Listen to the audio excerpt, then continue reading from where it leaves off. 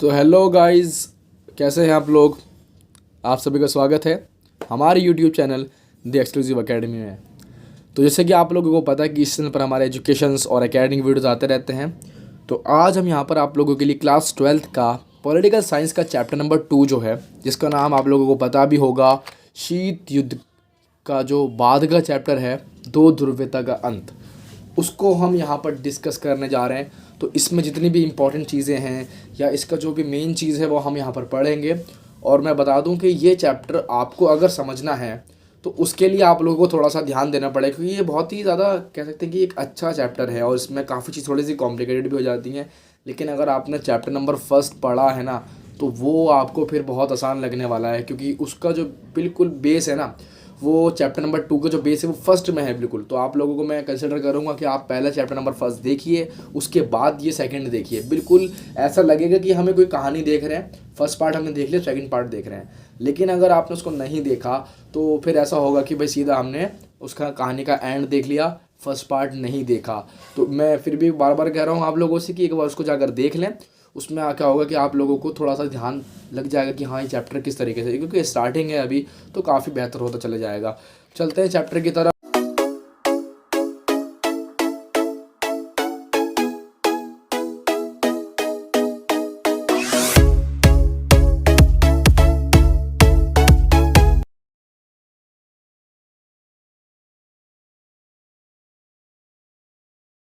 अब जैसे कि आप लोगों को पता है कि समाजवाद और पूंजीवाद क्या होता है। समाजवाद आप लोगों को मैंने पहले भी बताया था कि जो सोवियत संघ की विचारधारा है वो हमारी समाजवाद है और अमेरिका की विचारधारा पूंजीवाद है। लेकिन होता क्या है चैप्टर नंबर 2 में, स्टार्टिंग में ही मैं बता दूं आप लोगों को होगा क्या। इसमें हम पूरा जो युद्ध चल रहा था जिसका नाम था शीत युद्ध, कोल्ड वॉर, किस किस के बीच, अमेरिका एंड सोवियत संघ। लेकिन चैप्टर नंबर 2 में अब क्या दे रखा है, उसका एंड दिखा दिया कि अब यहाँ पर कोल्ड वॉर जो है वो ख़त्म हो गया। क्या हो गया, कोल्ड वॉर ख़त्म हो गया। दोनों के बीच में लड़ाई थी बिना हथियारों वाली, वो अब ख़त्म हो गई है। तो इसको हम कह सकते हैं समाजवाद और पूंजीवाद जो विचारधाराएं थी उनका संघर्ष समाप्त हो चुका है, उनकी लड़ाई ख़त्म हो चुकी है। तो ये जो हमारा शीत युद्ध का दौर था ख़त्म हो चुका है। 1945 से 1991, 1945 से 1991 तक की जो ये पूरी संघर्ष की एक युग रहा, ये युग ख़त्म हो गया। अब नया विश्व, नया राजनीति सामने आई है जिसको हम 1991 के बाद से देखते हैं। तो चलते हैं यहाँ पर शुरू करते हैं कि किस तरीके से 1991 के बाद की राजनीति सामने आई, किन किन देशों का वर्चस्व हुआ, क्या क्या हुआ, सब पढ़ेंगे। चैप्टर यहाँ से स्टार्ट होता है और आपकी जो फर्स्ट बुक है वो यहाँ से थोड़ा सा एक नया मोड़ लेगी और उसके बाद जितना भी 1991 के बाद विश्व की राजनीति में किस प्रकार बदलाव आया वो हम पूरी तरीके से इस बुक में पढ़ेंगे। तो चलते हैं फिर सबसे पहले देखते हैं क्या होगा। सबसे पहले आपको बता दूं कि जो हमारा ये सोवियत संघ बना था, ये बना कैसे था, क्योंकि आप लोगों को पता भी होगा कि दो यहाँ पर गुट थे, अमेरिका एंड सोवियत संघ। एग्ज़ाम में कई बार क्वेश्चन पूछ लेता है कि सोवियत प्रणाली क्या है और इसकी विशेषताएं बताइए। मैं आपको बता दूं कि जो भी है मैं आपको करा रहा हूँ ये एकदम एग्ज़ाम के पॉइंट ऑफ व्यू से बहुत इंपॉर्टेंट है। एग्ज़ाम अगर आप उठाकर देखेंगे प्रीवियस ईयर के, तो वहाँ पर आपको ये क्वेश्चन हर बार मिलेगा। यहाँ पर आपके 3 कॉन्सेप्ट कराऊंगा मैं सोवियत संघ से रिलेटेड। पहला, उसकी विशेषताएँ, उसके विघटन कारण और उसके विघटन के बाद क्या परिणाम निकले। ये 3 टॉपिक मैं कराऊँगा और इन 3 टॉपिक्स के अंदर, इन 3 टॉपिक से बाहर अभी तक कोई क्वेश्चन देखा नहीं गया सोवियत संघ से रिलेटेड जो आता है, क्योंकि बिल्कुल 3 ही कॉन्सेप्ट हमें पढ़ने के लिए दे रखे हैं सोवियत संघ के बारे में, विशेषता और उसके विघटन के कारण और उसके विघटन का परिणाम। इसके अलावा सोवियत संघ से और कुछ नहीं आता। तो चलते हैं, पहले पढ़ते हैं सोवियत संघ आखिर बना कैसे या किस तरीके से उसकी विशेषताएँ सामने आती हैं। तो सोवियत प्रणाली या सोवियत संघ आप एक ही मान सकते हो। बेसिकली सोवियत प्रणाली होती क्या है, हम सोवियत प्रणाली उसे कहते हैं जब सोवियत संघ बना, उसके पूरे बनने के प्रोसेस को हम सोवियत प्रणाली के नाम से जानते हैं। तो 1917 में जब पहली बार एक बोल्शेविक क्रांति हुई, तो उस क्रांति से जितने भी लोग या जितने भी देश प्रभावित हुए, प्रेरित हुए, उन लोगों ने कहा कि भाई हम आपके साइड में हैं, हम आपके साथ हैं। तो उन्होंने एक अलग गुट की स्थापना कर ली जिसे हम सोवियत संघ कहा। अब बात आती है क्रांति कौन सी थी, बोल्शेविक क्रांति थी, कौन लाया था, बहुत सारे सवाल आते हैं। तो मैं आपको बता दूं कि बोल्शेविक क्रांति एक ऐसी क्रांति थी जिसका उद्देश्य समाजवाद की स्थापना करने को था, यानी कि सबको बराबर एक साथ लेकर चला जाएगा। समाजवाद का मीनिंग आप लोगों को पता भी होगा कि पूरे के पूरे समाज को एक साथ लेके चलना है, ना कोई अमीर ना कोई गरीब, एवरीवन इज इक्वल, ये हमारा समाजवाद होता है। अब समाजवाद को बेस बना आने वाली क्रांति को हमने बोल्शेविक क्रांति के नाम से समझा, जो 1917 में पहली बार आई। और वहाँ से अगर हम देखेंगे तो ये हमारा पूरे तरीके से सोवियत संघ का निर्माण होना शुरू हुआ। अब देखिए, इस क्रांति से जिन जिन लोगों ने कहा कि हाँ हम भाई इस क्रांति से प्रभावित हुए हैं, हमें इस क्रांति में या हमें इस तरह की सोच में बिलीव रखना है, तो वो सब एक ही गुट में आ गए। उनको नाम दिया गया सोवियत संघ। ऐसे बहुत सारे देश हैं, मैं आपको बता भी चुका हूँ कि एस्टोनिया, लिथुआनिया, यूक्रेन, बेलारूस, रूस, बहुत सारी कंट्रीज़ थी। बेसिकली 15 ऐसी कंट्री थी जो कि सोवियत संघ के साथ जुड़ गई, सोवियत संघ में जुड़ गई, सॉरी, क्योंकि पूरा एक सोवियत संघ बन गया। पहले रशिया खाली था, फिर पूरे तरीके से वो रशिया एक तरीके से बढ़ता गया कोलैबोरेशन होने के बाद पूरा सोवियत संघ बन गया। इस तरीके से सोवियत संघ का निर्माण हुआ। और उसके बाद ये जो विचारधारा थी ये बिल्कुल पूंजीवाद के कट्टर विरोध में थी, क्योंकि मार्क्सवाद या कह सकते हैं और भी जो पूंजीवाद के समर्थक थे उनको ये बिल्कुल भी नहीं मानती थी। तो आपको इसको इस तरीके समझना है जो कि हमारा सोवियत संघ का निर्माण दर्शाती है। अगर आपसे कोई पूछे कि सोवियत संघ का निर्माण कैसे हुआ, तो एक बोल्शेविक क्रांति की वजह से पूरे सोवियत संघ का निर्माण करना पड़ा, क्योंकि वो क्रांति चाहती थी कि सभी को क्या मिले, एक समाजवाद व्यवस्था सब हर देश के पास होनी चाहिए, ताकि किसी देश में किसी प्रकार की लड़ाई या कोई सामाजिक अस्थिरता ना हो। इसीलिए इस क्रांति को बल मिला और स्टार्टिंग में खूब इस क्रांति ने लोगों को अपना कायल बनाया। उसके बाद हम देखेंगे इसकी विशेषताएं कि सोवियत जब प्रणाली या सोवियत संघ बन गया तो उसमें किस प्रकार का शासन चला, ये किस प्रकार की व्यवस्था मौजूद थी। हमें यहाँ पर उसकी बेहतर चीज़ें पढ़नी है, जो उसकी विशेषताएं, उसकी स्पेशलिटीज़ हैं। आपको उसके पॉजिटिव पॉइंट, नेगेटिव पॉइंट ये सब पढ़ने हैं, बट अभी हमें यहाँ पर खाली विशेषताएं पढ़नी है जो उसकी पॉजिटिव पॉइंट में आती हैं, वो हमें यहाँ पर समझनी है। पहला है, पूरे सोवियत संघ के अंदर कहीं पर बेरोज़गारी नहीं थी। आपको ये बात बिल्कुल दिमाग में डाल लेनी है कि वहाँ पर बेरोज़गारी नहीं थी, सभी लोग आराम से रोज़गार का जीवन जीते थे, क्योंकि आप देखिए जनसंख्या वहाँ पर ज़्यादा नहीं थी। अब जहाँ जनसंख्या ज़्यादा होगी नहीं तो वहाँ पर आपको आसानी से रोज़गार मिल जाएगा। दूसरी चीज़, वहाँ पर न्यूनतम जीवन स्तर प्रदान था, यह बहुत बढ़िया चीज़ है। वहाँ की सरकार क्या करती थी कि अब जो लोग गरीब हैं, जो लोग अपना ख्याल भी नहीं रख सकते, या जिनके पास इतना पैसा भी नहीं है कि वो कम से कम अपना बेसिक जीवन है, अपने जो आधारभूत चीज़ें हैं वो प्राप्त कर लें, तो वो भी नहीं कर सकते। तो सरकार ने क्या कहा कि आपको जीने के लिए जिन आधारभूत आवश्यकताओं की ज़रूरत पड़ेगी, अब आधारभूत आवश्यकता कौन सी है, जैसे कि रोटी, कपड़ा, मकान, जो उसके लिए एकदम बेसिक नीड है, फंडामेंटल नीड्स हैं, वो सब सरकार प्रदान करेगी हर एक इंसान को जिसको ज़रूरत होगी। उसके बाद दूसरी एक चीज़ यहाँ पर ये आती है कि वहाँ पर उपभोक्ता उद्योग बहुत ज़्यादा था। आपको ध्यान देना है, मैं बता रहा हूँ यहाँ पर अभी सब चीज़ें उल्टी हो जाएंगी, नेगेटिव हो जाएंगी उसके लिए आगे चल करके, बट अभी यहाँ पर क्या है कि वहाँ पर पूरी तरीके से उपभोक्ता उद्योग सफलता थी। यानी कि अगर आप देखें तो सामान वहाँ पर छोटी सी कील से लेकर के बड़ी बड़ी मशीनों का निर्माण होता था, जो कि नॉर्मल डेली यूज़ में उपभोक्ताओं के उपयोग में आती है। उपभोक्ता जानते हैं ना आप लोग, जो वहाँ के नॉर्मल लोग हैं, कंज्यूमर हैं, उन सबको उपभोक्ता बोलते हैं। तो लोगों के लिए जितनी भी छोटी छोटी सी चीज़ और बड़ी से बड़ी तक की चीज़ों का वहाँ पर उत्पादन होता था। उसके बाद वहाँ की संचार प्रणाली, कम्युनिकेशन बहुत बढ़िया था। आज हम जिस तरह इस्तेमाल करते हैं वहाँ पर वो लोग पहले कर चुके हैं। मतलब वो देश या सोच प्रणाली पहले और देशों से, अगर हम अमेरिका को या यूरोप के कुछ देशों को छोड़ दें तो बाकी पूरे वर्ल्ड से आगे थी सोवियत संघ की प्रणाली, क्योंकि हम इसको दूसरी दुनिया मानते हैं, विकासशील मानते हैं। इसीलिए कहीं ना कहीं संचार प्रणाली इसकी और देशों के मुकाबले काफ़ी बेहतर थी। और अगर हम ये चीज़ देखेंगे प्रौद्योगिकी कैसी थी, तो प्रौद्योगिकी बहुत अच्छी थी। टेक्नोलॉजी के फील्ड में भी काफ़ी आगे थे और कम्युनिकेशन के लाइन में भी काफ़ी आगे थे। और सबसे इम्पोर्टेंट चीज़, यहाँ पर बहुत मात्रा में खनिज के भंडार भी थे, जिससे कि ये लोग अपनी आय का स्रोत या कह सकते हैं कि अपनी आर्थिक व्यवस्था खनिजों के आधार पर भी कभी कभी निर्भर कर देते थे। तो इस प्रकार से आप समझ सकते हैं, 6 पॉइंट लिखवा दिए मैंने, ये आपको सेम एज इट इज़ ऐसे ही लिखने हैं। और जो मैंने आपको भी एक्सप्लेन करा, बस आपको थोड़ा सा उसको बुकिश लैंग्वेज में एक्सप्लेन कर देना है विद हेडिंग्स। आपको यहाँ पर पूरे 6 के 6 नंबर मिल जाएंगे अगर आपने इन 6 हेडिंगों को लिख दिया। तो मैं आपको बता रहा हूँ, बिल्कुल सिंपल ऐसे लिख देना है। उसके बाद अगर हम देखें तो ये उसका थोड़ा सा जो अभी हमने पढ़ा है ना, वो इसके पॉजिटिव पॉइंट थे, लेकिन अब हम पढ़ेंगे इसके नेगेटिव पॉइंट। ये बहुत ही इंपॉर्टेंट चीज़ यहाँ पर आपको समझनी है कि सोवियत संघ के विघटन के कारण क्या है, क्यों एकदम से सोवियत संघ का विघटन हो गया। आपको ये बहुत ध्यान समझना है कि एकदम से कैसे कोई एक देश या कोई एक संस्था, एक बड़ा संगठन किस प्रकार से विघटित हो सकता है। हम एग्जाम्पल या कह सकते हैं बेसिकली पढ़ाई सोवियत संघ के ऊपर यहाँ पर करने वाले हैं। तो अगर आप देखें तो भाई पहला कारण था कम्युनिस्ट पार्टी का दबदबा।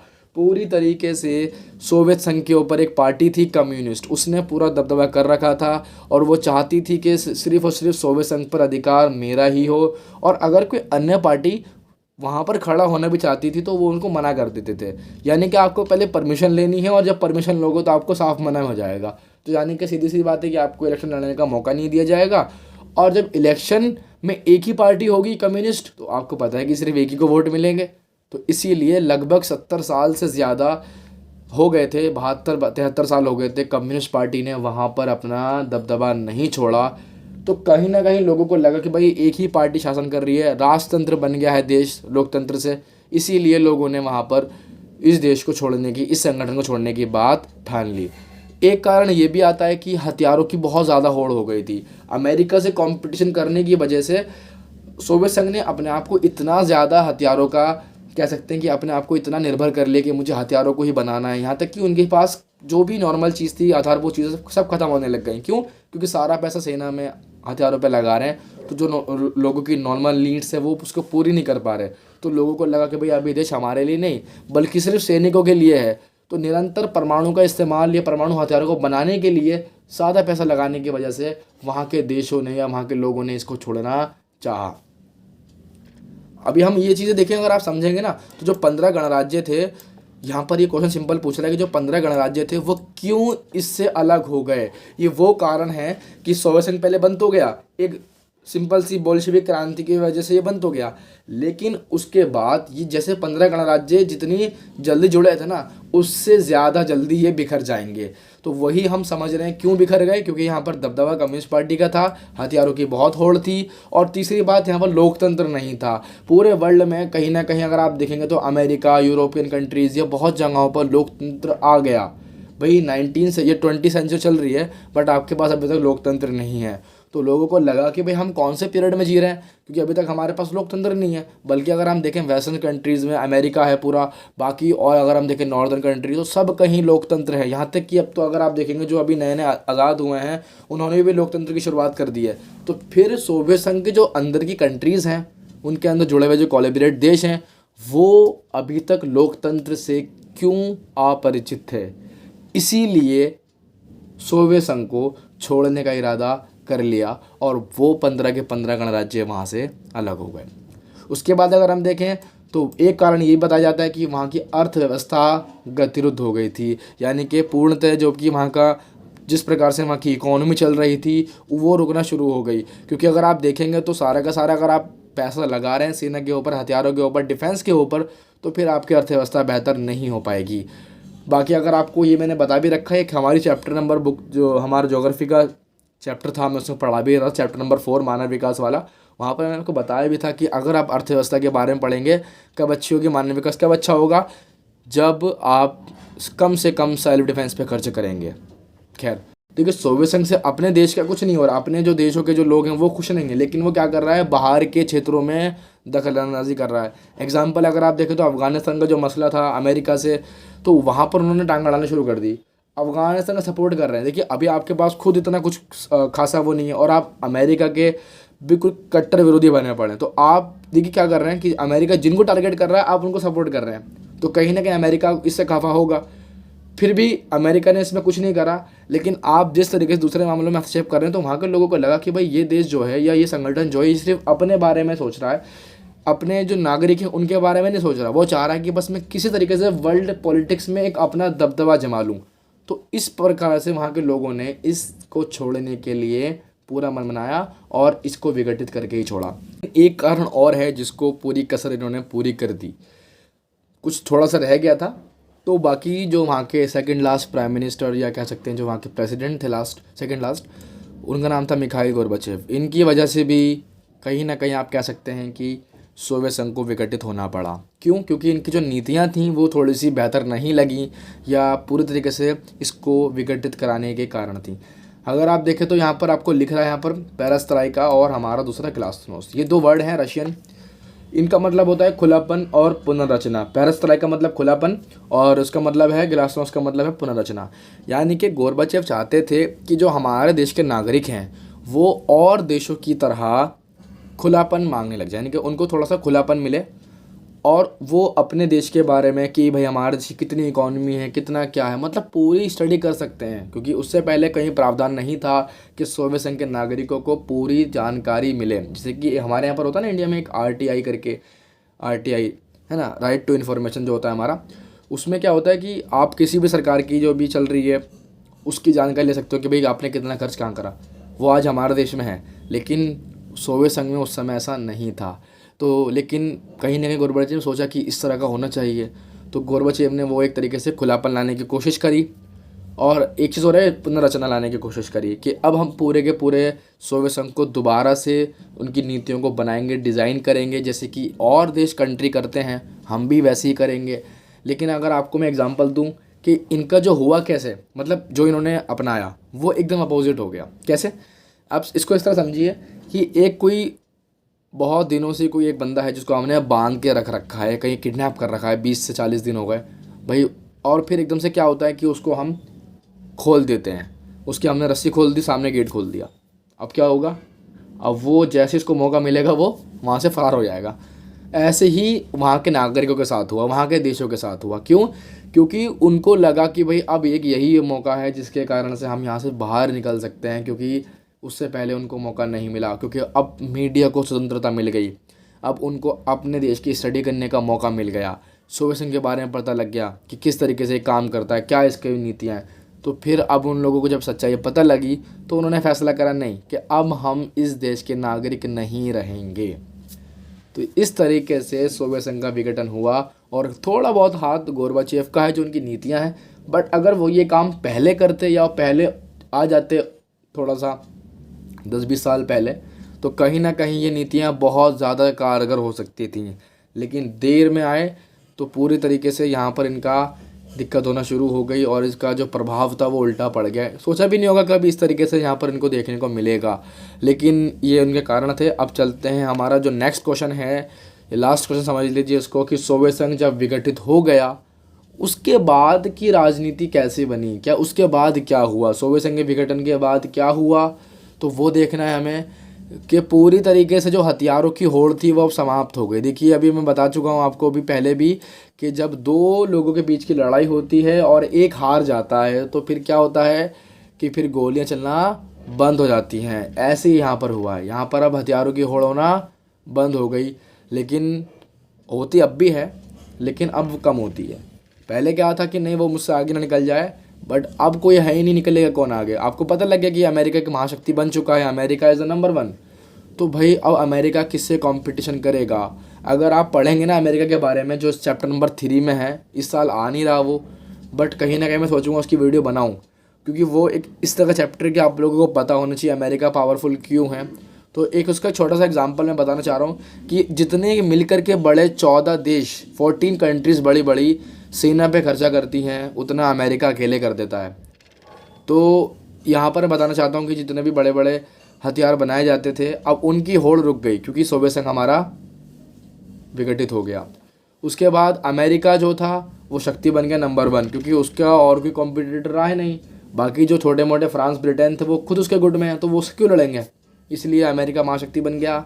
और इसी के साथ हमारा जो शीत युद्ध का अंत हो गया, क्योंकि सोवियत संघ का विघटन हो गया तो युद्ध भी ख़त्म हो गया और पूरी की पूरी विश्व राजनीति में बड़े बड़े संबंधों में परिवर्तन आने लग गए। अब जो भी मित्र रास्ते हमारे, ये कह सकते हैं धुरी रास्ते, वो ख़त्म हो गए। अब वो नाटो जैसे सैन्य संबंध बनकर सामने आने लगे। बट ध्यान रखना वारसा ख़त्म हो गया, वारसा ख़त्म हो गया, क्योंकि नाटो ही बचा है। बाकी वारसा ख़त्म हो गया। उसके बाद अगर हम देखें तो जो हमारे 15 गणराज्य थे अब वो हमारे क्या हो गए हैं, उदय हो गया उनका, वो फ्री हो गए हैं। अब वो अपना नया लोकतंत्र, नया संविधान बना सकते हैं, अपना पूरा का पूरा नया कर सकते हैं, अपना आपको कह सकते हैं कि रीबिल्ड कंट्रीज़ हैं वो हमारी।